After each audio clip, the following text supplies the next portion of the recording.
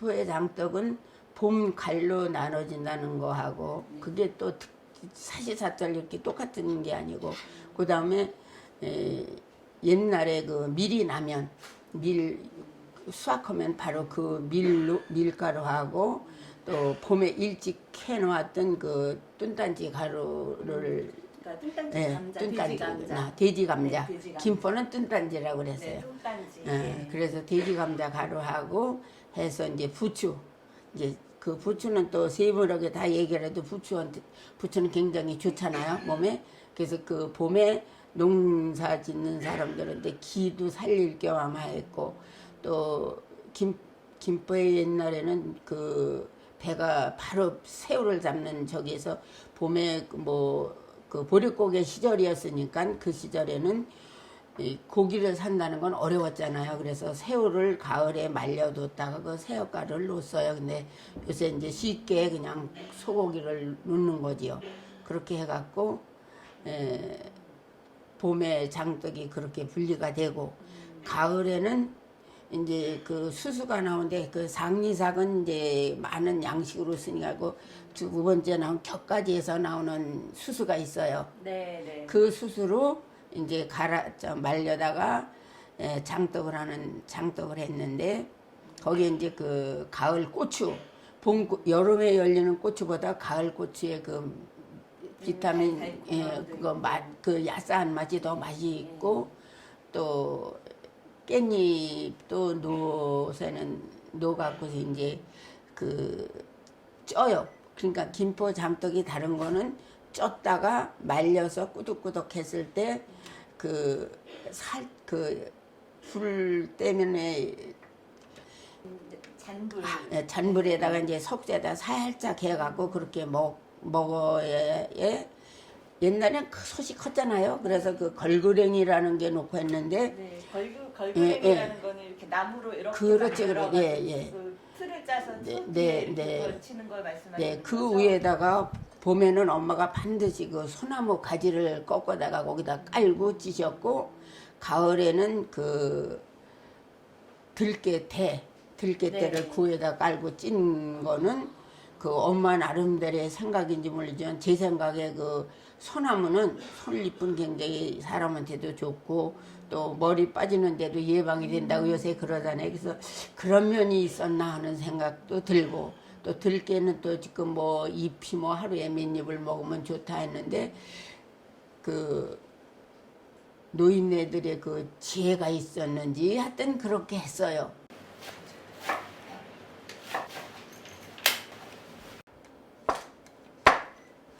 표고 같은 경우는 익으면 또 쫄아드는 작아지는 성질이 있어서 오그라들지요. 네, 마늘 준비된 거 넣었고 돼지 감자 가루를 넣어서 네.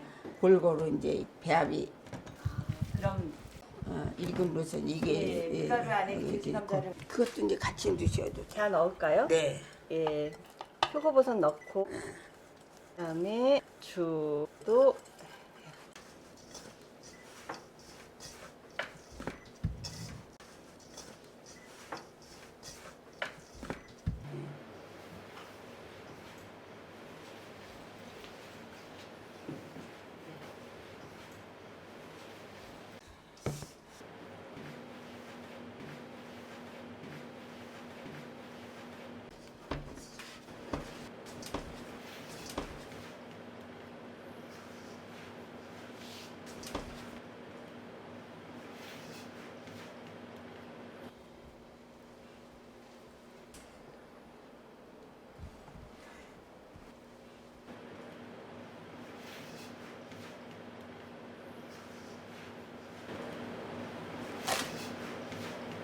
있어요.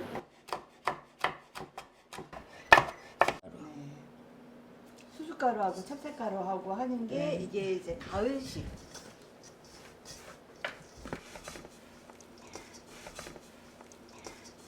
이것저것 넣고 데려서 뽑은 거 있어. 맞는 거 같아.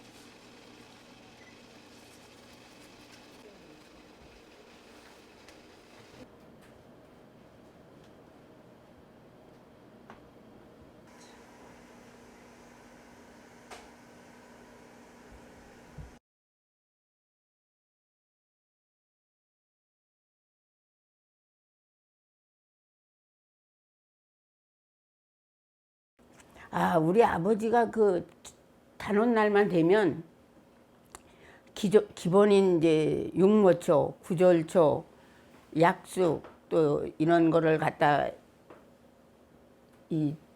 그전엔 저기 초가집이었기 때문에 그 석가래가 있었잖아요. 그래서 뒷뜰에다 늘 말리셔서 이제 그걸 쓰시던 생각이 나고 그래서 이제 그 아버지가 하던 그 약초 생각이 나서 이제 그 민간요법 그거를 배우려고 서대문에 건강식품 저기 연구하는 데가 있었어요. 그래서 거기 가서 그걸 배우고 또 다시 이제 그 세종대 그 교수님이 그런 걸 알고 거기 와서 이제 건강 그 관리 그거를 한번 배우라고 해서 이제 CEO 처음 1기 때 가서 이제 배우고 세상에 태어날 때 다 거반 태어날 때는 거반 똑같단 말이에요. 그 엄마가 무엇을 먹었냐에 따라서 조금은 다르겠지만 살아면서 음식으로 인해서 내가 병드는 거지 이게 뼈나 살이 잘못되는 건 아니잖아요. 음식이 잘못 먹음으로 해서 피에서 거기에서 피로 인해서 이루어지는 그 전체는 우리가 막을 수 있는가 미리 예방으로 먹을 수 있지 않을까 이제 이렇게 생각을 하면서 지금도 그게 꿈이에요. 김포장떡은 그냥 남의 장떡에 비해서는 약선 쪽으로 들어가는 것 같아요. 봄에 사실 그 옛날에 지금은 좀 흔하지만은 옛날에는 그 저 돼지 감자가 또 있는 집 그 화장실 뒤 같은 데만 있지 그렇게 남의 밭에 쭉 나질 않았어요. 귀해서 그때만 해도 그 봄 돼서 그 부추를 밭에서 그 전에 부추 파는 사람이 없고 다 제가끔 심었잖아요. 근데 그 김포에는 그 산야초가 없잖아요. 산에 나는 그게 없잖아요. 그래서 그걸 갖고 부추가 그렇게 몸에 좋은 거를 알아갖고 그걸 해서 꼭 장떡을 했다는 거는 그냥 약선이지. 그 장떡은 김포의 장떡은 약선. 그래서 가을에도 또 수수가 굉장히 이제 심장에도 좋고 그 혈을 맑게 하고 그러는데 역할을 하는데 그 수수가 조금 소화력이 좀 더 잘 안 되는 편인데 거기다 찹쌀을 거기다가 넣었단 말이에요. 찹쌀을 넣은 거 보면 찹쌀과 수수와의 궁합이 맞으니까 그게 녹았고 이제 고추 늦은 가을에 이제 고추를 그거를 해서 넣고 꼭 또 버섯을 가을이나 봄에 그 버섯을 넣은 걸 보면 우리 몸에 그 버섯에 항암 성분이라든지 또 그 섬유질에 거기서 나오는 섬유질 이런 거를 결부해 갖고 그 당시에는 또 기름에 둘러서 붙이는 것도 쉬운 일은 아니지만은 꼭 그렇게 쪄 갖고 봄에는 솔가지를 갖다 밑에다 깔고 큰 여기다 쪘고 가을에는 그 들깨대를 그 밑에다 깔고 쪄서 그 향에 맛을 낸 거 보면은 참 그 슬기롭고 지혜롭지 않았나 그렇게 생각해요. 그 엄마가 김포장떡 하면은 밀을 심어서 털어서 정미소에 갔다 오면 그날로 그 밀가루에는 참 그때는 밀가루가 고소하고 맛있었잖아요. 내가 길른 뭐 그거를 갖고 그 이튿날이면은 그 이른 봄에 캐서 말려놓은 그 감자 돼지 감자랑 해서 또 이제 그 가까운 그 강탕미산이라는 산도 그런 데 가면 버섯이 나거든요. 그 버섯 따고 해서 그 항상 해마다 그것만 그 밀 비워서 정미소에 가서 빻은 그 이튿날이면 장떡을 했다는 거. 여름이나 봄에과 여름 그리고 가을에 가서는 또 가을대로의 그 계절에 맞춰서 그 장떡을 해서 준 거. 장떡 쪄서 꼬득꼬득해서 살짝 그 그거 갖고 이렇게 줘서 도시락에 넣어서 준 거 보면은 그 엄마가 참 그 저긴데 꼭 반찬으로만 먹은 게 아니라 널어서 말릴 때도 집어 갖고 다니면서 먹었고, 새우는 옛날에 그 한강이, 여기 한강에 그 개울이 지금 운양일에 저 제방, 서울서부터는 제방도로가 운양이 있는 데서부터 저 봉송리로 생겼지만은 그 당시에는 그 제방이 없었어요. 그래갖고 그 사이사이에 작은 개울이 있어서 사두라는 걸 갖고 물 세민 날서부터, 그러니까는 음력으로 초여대래가 조금 20사흘이 조금이면은 그 이튿날은 무시거든요. 그리고 무시 다음에 한 매, 두 매, 세 매면 열흘이 한 매가 시작이 되고 25세가 한 매가 시작이 돼요. 그러면 세민날 가서 사두리 이렇게 대고 있으면 새우가 그걸로 그렇게 물 들어올 때 이렇게 있으면 새우가 하얗게 올라와요. 그 새우를 이제 여름에는 저 날리기가 적기 때문에 잘 안 말리고 가을 새우를 말렸죠.